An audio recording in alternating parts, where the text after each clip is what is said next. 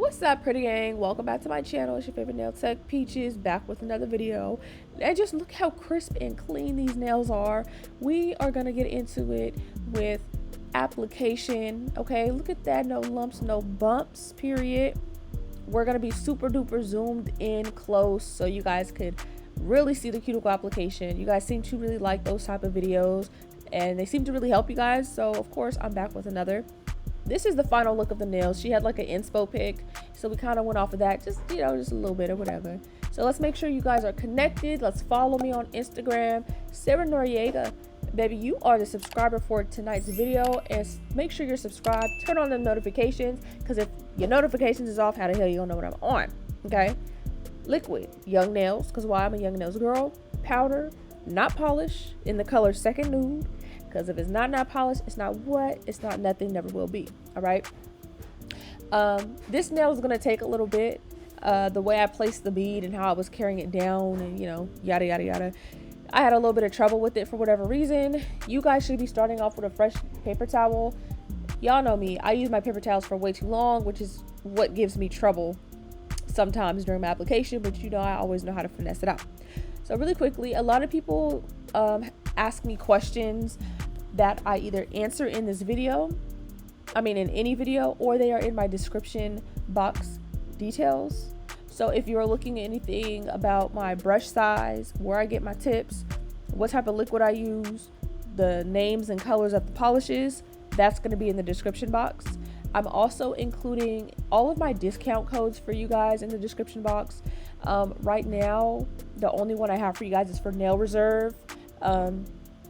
They used to be known as Nail Addicts, but now they're rebranding and they are Nail Reserve. I do have a 50% coupon code there. And you guys, actually, Madam Glam hit me up literally yesterday. I just checked my email today. You guys know I've been off for a couple days, really just relaxing. Madam Glam hit me up, so hopefully we can work out something with them because they said they want to work with me. So, we're gonna see about that. But yeah, any type of information you guys are looking for as far as products I'm using will be in the description. So here we go. We got that base laid, and now we're moving into the cuticle area. So you guys already know, we do not want to put those beads straight up in the cuticle area on top of the eponychium. The eponychium is actually that physical skin around what you guys refer to as the cuticles, in case you guys didn't know. Yeah, we do not want to go ahead and put the bead there to start it out, because you see, I call it what I see, what I always say, the bead kind of swells. It kind of like, yeah, you set it down, but it kind of spreads. So if you set it too close to the cuticle area, you will not have any room to clean it up. Okay, it's gonna really flood really badly, and that's not what you want to do. Okay, you're gonna make sure that you need to get rid of any flooding at all, because flooding equals no good. All right, if your cuticle area is flooded, it's really going to make it hard for you to actually be able to file and finish file on the cuticles, because if it's flooded, that means the product is on the skin, and what the hell are you going to do, file their damn skin? No ma'am, that's not what we're going to do. But you need to just make sure everything is fit just so, right? Tuck everything into the cuticle area, so that way you see how there's it looks like there is no space between the cuticle area and the product, but if I were to pull back her skin, like on the knuckle a little bit, it would show a little bit of space. Okay, so I would really advise you to take this time to make sure everything is right with the apex, make sure there are no lumps, no bumps. It's way easier to fix certain problems with acrylic than to have to try and refile or make up for it later on. Okay, so this is where you want to really get your foundation going, so that way it's way less work when you file. Okay, so again, you guys already know I like to work with medium to larger beads. Now keep in mind, the way your brush is shaped and the size of your brush makes a difference for the amount of liquid and powder that you can hold. The smaller the brush, the less liquid you can hold, which means the smaller beads you will get. The bigger the brush, the more liquid you can hold, which means you will get bigger beads. Okay, I like a brush that is not a complete oval, okay, because that also affects how your application is. So because my brush is like pressed or pinched, right, it's giving me a little bit more of a swivel shape, so that way my bristles in the front are able to kind of get into a lot of different places. Whereas if you have a completely just a standard oval brush that's not pinched at all, it's gonna literally, the tip is gonna be rounded, and you can imagine that's gonna be hard to kind of get into these little nooks and crannies that you need to get into. All right, so if you're having trouble with application, if you're taking a long time, just know sometimes it's not necessarily always you. Sometimes it might be the products or the brush that you're working with. All right, so that first bead right here, this is essential to get laid down, or I guess this area from like where the tip and the nail meet all the way down to the tip. This is essential to be flat right off tops, because if that is flat where, you know, I mean that is not flat and it's lumpy and bumpy, you can already guess everything that goes on top is going to be lumpy and bumpy. Okay, so keep in mind this footage is from like a couple weeks ago, maybe like 2 weeks ago. I was kind of looking through my phone, deleting some stuff, and I was like, you know what, I really do want to use this footage. I had footage of filing, but I had to delete it so that way I can record other stuff, but you know, that's okay. So again, we're gonna set it further back, the bead, right? And we are going to push it. You see how I'm literally just pushing the product forward, and then it kind of spreads out and it just literally gets into those nooks and crannies. All we are doing in this cuticle area is guiding and directing the acrylic to where it needs to go. Okay, think of it like we're molding clay or something. I've never molded clay, but you know, it kind of just does its thing, and you use your hands and you make the shape it needs to be in. Okay, so you can see how I'm patting and pressing, so that way the apex area is what we need it to be. It's very important that you make sure these cuticles are tucked, and that you make sure that your apex is the right shape and size for the nail that you're doing and for the finger that it belongs to. Okay, every single client is their own person, and although you might have one standard look for nails, you know, like, yeah, this is my look, it's gonna deviate a little bit because of differences in sizes and shapes of not only the finger but the nail itself. All right, so just keep that in mind. Don't be discouraged if you feel like, why don't these nails look like those? Because baby, they're different fingers. Okay, that's a whole different set of hands, and you just do your best to get a consistent look the way that you can get it. Okay, so we can see the apex is not too big, very nice, right? This is the strength that we need, and I'm going in and just really making sure that the swiping that I'm doing is getting rid of excess product, and I'm making sure that there's no lumps and bumps, right? So if I see something is out of place, I'm gonna go ahead and place a little bead where I need to. And right now I'm focusing on shaping that acrylic and shaping that apex, so that when I go and file later, I'm going to have exactly what I need.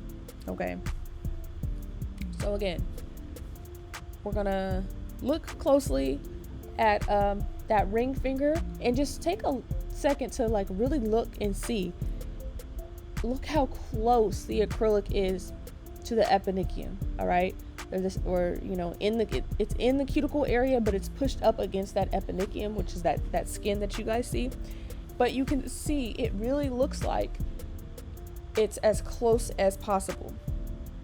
Now, that's what you want. Okay, the apex is not just starting right on the skin where it's just an immediate hump. That's why I always tell you guys, push the product in, tuck it in there, because that's what gives you a little bit of a slope that builds that apex up.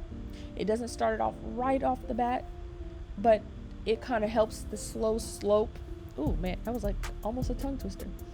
That builds that apex, so that way it's not just a hump. Because if your apex is really just sitting there as a hump, you're gonna be, well, not you, but your client is gonna be hurting, because that means it's too thick, and that means any type of like hitting the nail, bumping the nail, it's gonna cause the nails to lift.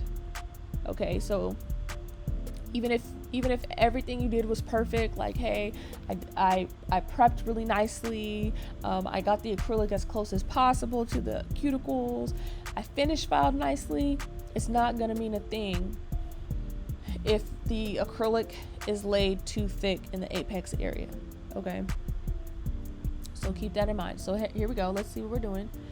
We're starting it where that last acrylic is at, right? And we are just pushing it up so it can set. If you don't know what set means, I've explained it before, right? But that means you're just kind of letting it do its thing for a second. And then you see how I kind of swipe. That's what I told you guys. Swiping is to get rid of product and to blend it down, right? So the bead is still setting up and it's still spreading out. But as it's setting up, it's starting to stiffen a little bit, so it's much easier for me to maneuver and it's not rolling all over the place. Because like I always say, you don't want to be chasing your beads, okay? You want full control of your beads. If you have to chase your beads, then that means you got too much liquid going on and you need to practice your ratios. I do have videos on my channel, well, a video of a very in-depth powder and liquid ratios, okay? It's very important that you know what type of beads that you are making and how to adjust your beads, what type of beads go for what type of things, because I mean literally it's all different depending on your needs, right? So we want to make sure we keep those sidewalls clean, keep that product out of the sidewalls, but also look on the sides, right?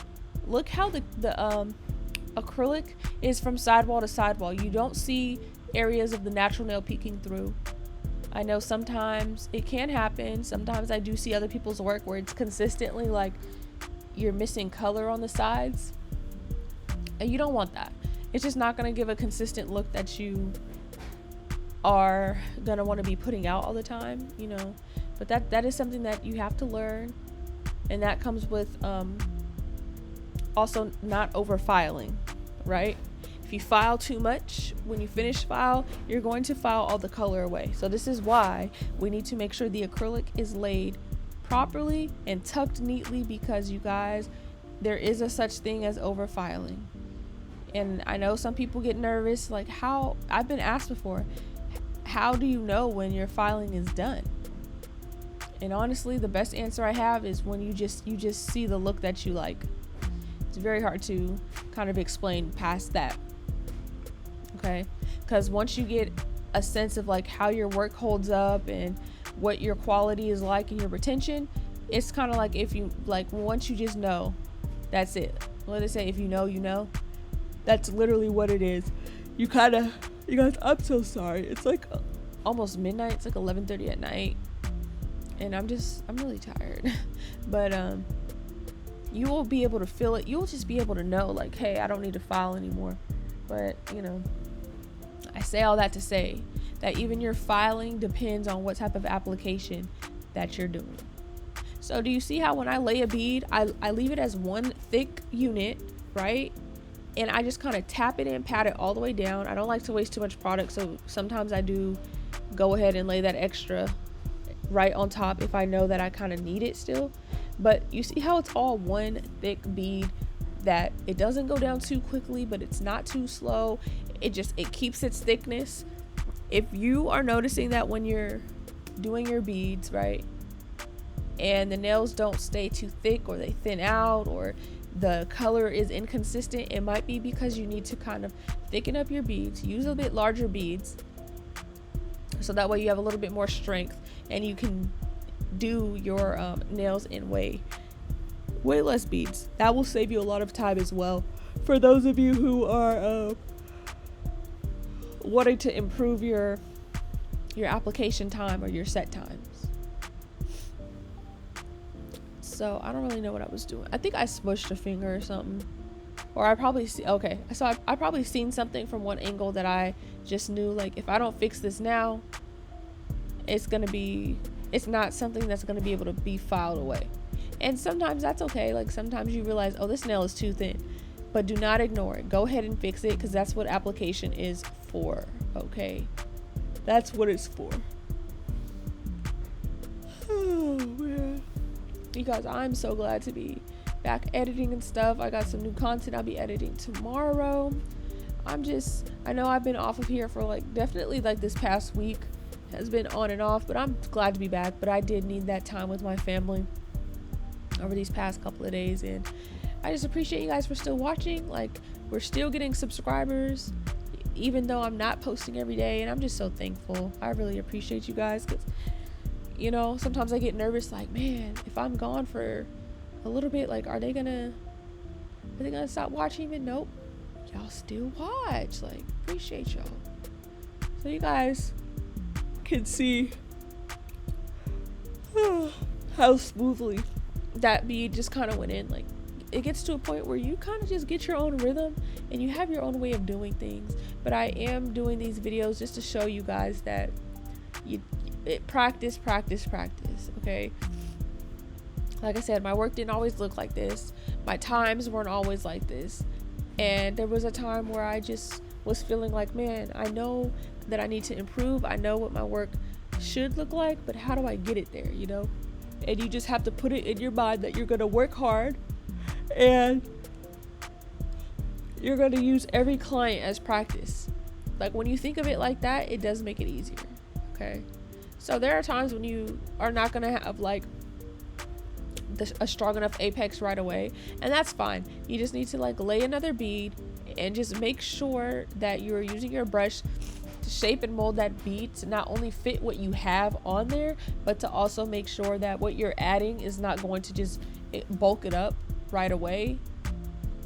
But you also need to make sure that it's tucked in the cuticles appropriately. Otherwise, it's just going to look like you added another bead. It's not going to look like a seamless watch what I'm saying. So you see how I immediately go to tuck it? I want it to look like a seamless thing. I want to keep the shape of the apex consistent. I don't want to just look like I just set some acrylic down and that was it. Okay. So that's what we're doing here. Oh man. So okay, for the thumb, I try to use even bigger beads because the thumb is bigger than all the rest of the fingers. And it's like, baby, I don't got time to be sitting here around all day playing games at all. I want this to be done. So a lot of times I'll take two, like, I guess medium to larger-ish beads, and I'll go ahead and work it that way. Now, don't be scared to use larger beads. It's one thing to just like use them on a mannequin hand, or you know, you're practicing laying beads down, but you kind of have to put that practice to work. So if you have been trying to practice using larger beads but you're kind of nervous to try it, all you need to do is go ahead and give it a try. Okay, the worst thing that can happen is that, you know what, it was a little bit too much acrylic for you and you're gonna just swipe some of it off. Best case scenario is that it works exactly how you need it to, and now you're wanting to practice bigger beads on more people. It's nothing stopping you from doing that. Now, the thing is, grabbing a bigger bead, right? You're gonna have to have the right amount of liquid and powder. Do not grab a bead that's like too stiff or too wet, because you will not get this type of result. You're either going to get a bead that dries halfway down before you're done bringing it down, which is going to cause problems. Okay, because nobody likes when a bead dries way too soon before you're done bringing it down. It's not going to be fun. It causes lumps and bumps, and lumps and bumps is for who? For chumps, okay? It's just not going to give you a smooth result. And we like smooth nails, like very much so. So that's just a tip there, right? But you know, also in the apex area, we're going with the larger bead. It just kills time, you know. Just push it right up in there. Now, sometimes you can accidentally push a little bit too much and it will get a little too close, but you'll be able to see it before it happens. Sometimes you can stop it, sometimes you can't. Okay. So, damn, I need to charge my computer. Talk about something, my phone going to die. I mean, my computer got a low battery, it's gonna die. But we're almost done. It should be able to make it like this last little 2 minutes. Okay. So, really, the key of it all, when you're doing application, especially the cuticle area, right? We're gonna go over the steps. Step 1, grab a bead, the correct size bead for what you're working on. Number 2, set it right on top of that area where you blended the last beads up, right? Where the nail tip and the, you know, the nail meet. Step 3, as soon as you press it, let it set for a second. Go ahead and give it a gentle nudge right into the cuticle area. It's gonna do it, okay? I promise you it's going to. Step 4, tuck those cuticle areas in all around and clean up. If you can just do those, you're gonna be good to go. okay? And I know all these videos seem the same every time I just zoom in and the application is the same, but it's repetitiveness that's going to help you. It's hearing me say this stuff over and over, 1,000,001 different ways, the same ways, right? So this is the application that I have. But hearing it over and over, it's going to drill it into your head, and eventually you're going to try it for yourself. You're not going to be so scared, right? You're going to just be like, oh, he just told me that and she never shuts the hell up, so I'm going to try it, okay? So with that being said, don't forget to comment, like, subscribe, and of course, I'll see you guys in the next video.